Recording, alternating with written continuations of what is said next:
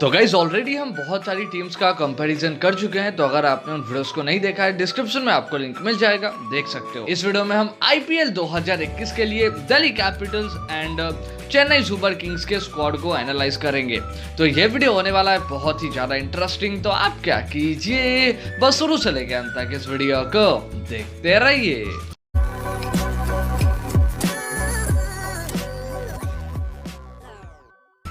तो guys start करते हैं हम दोनों टीमों के टॉप ऑर्डर से। तो सबसे पहले हम बात करते हैं चेन्नई सुपर किंग्स के टॉप ऑर्डर के बारे में। तो चेन्नई सुपर किंग्स के टॉप ऑर्डर में 7 प्लेयर्स हैं। Suresh Raina, N Jagadeesan, Faf du Plessis, Ruturaj Gaikwad, Cheteshwar Pujara, Robin Uthappa and Ambati Rayudu.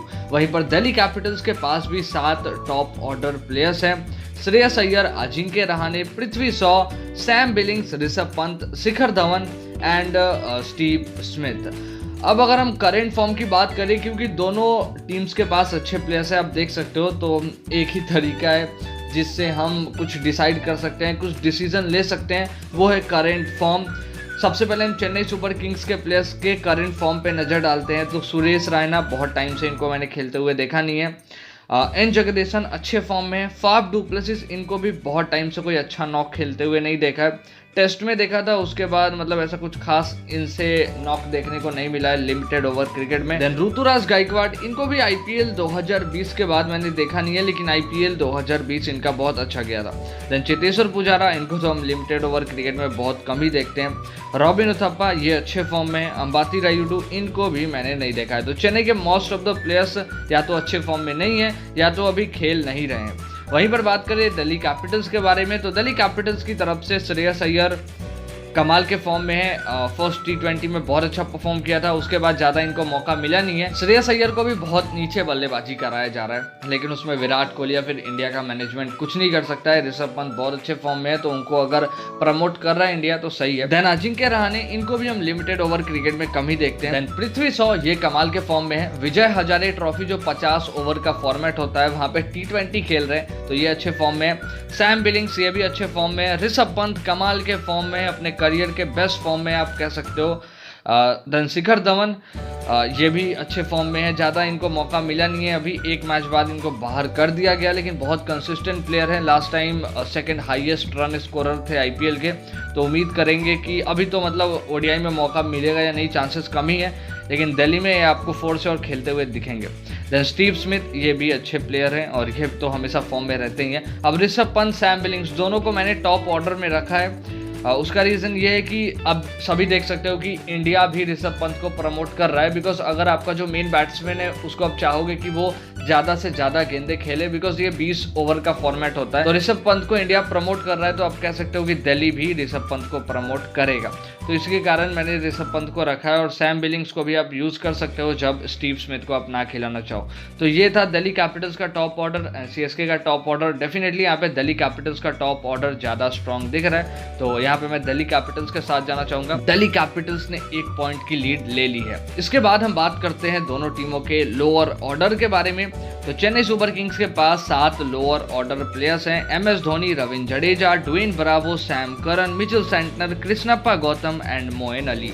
वहीं पर अगर हम बात करें दिल्ली कैपिटल्स के बारे में, तो दिल्ली कैपिटल्स के पास भी 4 लोअर ऑर्डर प्लेयर्स हैं।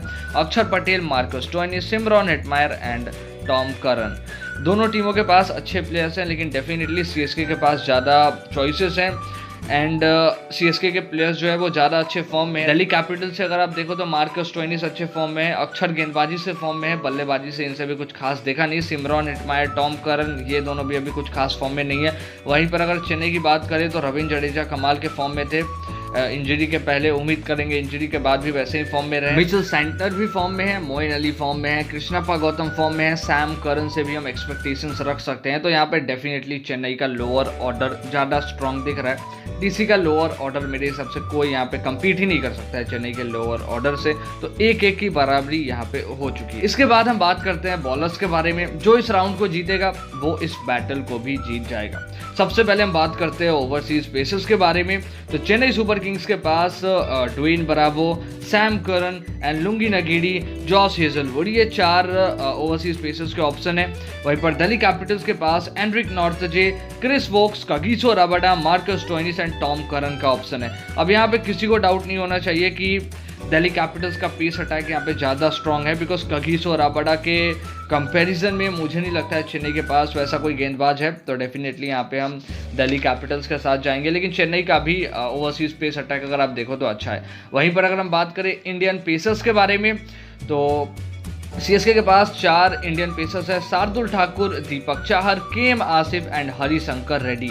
वहीं पर दिल्ली कैपिटल्स की बात करें तो दिल्ली कैपिटल्स के पास आवेश खान, ईशांत शर्मा, लुकमान मेरीवाला एंड उमेश यादव हैं। अब इधर मैं चेन्नई के साथ जाना चाहूँगा, उसका रीज़न ये है कि दिल्ली के पास कोई इंडियन T20 स्पेशलिस्ट बॉलर नहीं है। वहीं पर चेन्नई सुपर किंग्स की बात करो तो शार्दुल ठाकुर अभी बहुत अच्छे फॉर्म में है and Shardul Thakur T20 specialist भी हैं। दीपक चाहर भी T20 स्पेशलिस्ट हैं। अगर आप दीपक चाहर का परफॉर्मेंस या फिर स्टैट्स कंपेयर करो ईशांत शर्मा हो गए, उमेश यादव हो गए या फिर दिल्ली के किसी भी गेंदबाज से IPL 2020 या फिर IPL 2019 का, तो आपको दिखेगा कि दीपक चाहर T20 के कितने अच्छे गेंदबाज हैं। इनिशियल विकेट्स लाके देते हैं चेन्नई को, और दिल्ली के पास वैसा कोई गेंदबाज है नहीं। ईशांत शर्मा अच्छे गेंदबाज है, बहुत सक्सेसफुल गेंदबाज है, लेकिन T20 में ऐसा उन्होंने कुछ खास किया नहीं है। तो इधर मैं चेन्नई सुपर किंग्स के साथ जाना चाहूंगा। 1-1 की बराबरी हो चुकी है, 2 सेक्शन अब बचा है। जो टीम दोनों सेक्शन को जीतेगा वो इस बैटल को जीत जाएगा। नेक्स्ट है इंडियन स्पिनर्स का, तो चेन्नई सुपर किंग्स के पास बहुत सारे इंडियन स्पिनर्स हैं। रविंद्र जडेजा, आर साई किशोर, कृष्णप्पा गौतम, कर्ण शर्मा एंड सुरेश रैना का भी ऑप्शन होगा।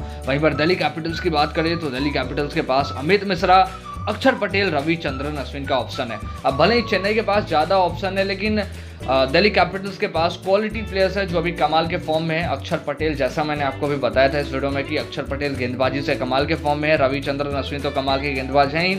अमित मिश्रा भी IPL के one of the most successful गेंदबाज है। तो इधर मैं दिल्ली कैपिटल्स के साथ जाना चाहूंगा। इसके बाद आखिरी सेक्शन आता है ओवरसीज स्पिनर्स का, तो दिल्ली कैपिटल्स के पास कोई भी ओवरसीज स्पिनर नहीं है। वहीं पर बात करें चेन्नई सुपर किंग्स के बारे में, तो चेन्नई सुपर किंग्स के पास 3 कमाल के ओवरसीज पेसर्स हैं, Mitchell Santner, Moeen Ali and Imran Tahir. तो इस सेक्शन को चेन्नई सुपर किंग्स ने जीत लिया है और 2-2 से बराबरी कर ली है इस राउंड में।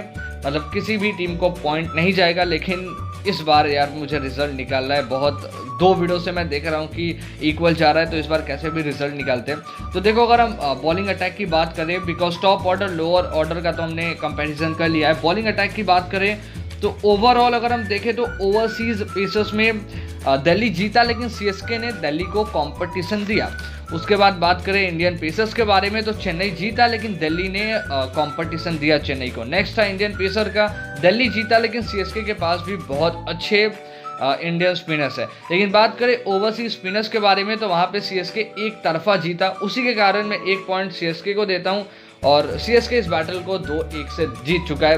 लेकिन दिल्ली कैपिटल्स बहुत ज़्यादा स्ट्रांग है, ये मैं आपको पहले भी बोल चुका हूँ। अगर आप ओवरऑल पेपर पे देखो तो मैं बोलूँगा दिल्ली थोड़ा स्ट्रांग कह सकते हो चेन्नई से, बिकॉज उनके प्लेयर्स अभी करंट में कमाल के फॉर्म में हैं। लेकिन जिस बेसिस पे हम कर रहे हैं उसके हिसाब से चेन्नई सुपर किंग्स जीत गया। लेकिन जैसा मैंने आपको बताया, दिल्ली बहुत ज़्यादा स्ट्रांग है। अगर आप पेपर पे देखो तो चेन्नई से मैं बोलूँगा थोड़ा ज़्यादा स्ट्रांग है, और मुंबई के सबसे ज़्यादा पास दिल्ली कैपिटल्स ही है। तो गाइस, ये था Delhi and Chennai super Kings का कंपैरिजन। अब आप मुझे कमेंट्स में लिखकर बताओ कि आपके हिसाब से ये दोनों में से कौन सी टीम ज़्यादा स्ट्रांग है, एंड नेक्स्ट वीडियो कौन सी टीम पे चाहिए ये भी कमेंट्स में लिखकर बताओ। और अभी के लिए बस यही थे वीडियो। होप आपको ये वीडियो अच्छी लगी होगी, तो अच्छा कमेंट्स में लिखकर बताइए कैसे लगे आपको। अच्छी लगी लाइक कीजिए, चैनल सब्सक्राइब कीजिए, बेल आइकन को बजाइए ताकि मैं जैसे अगली वीडियो बनाऊं उसकी नोटिफिकेशन आपके पास आ जाए। और आपको कुछ नहीं करना, बस अगली वीडियो के लिए वेट करना है।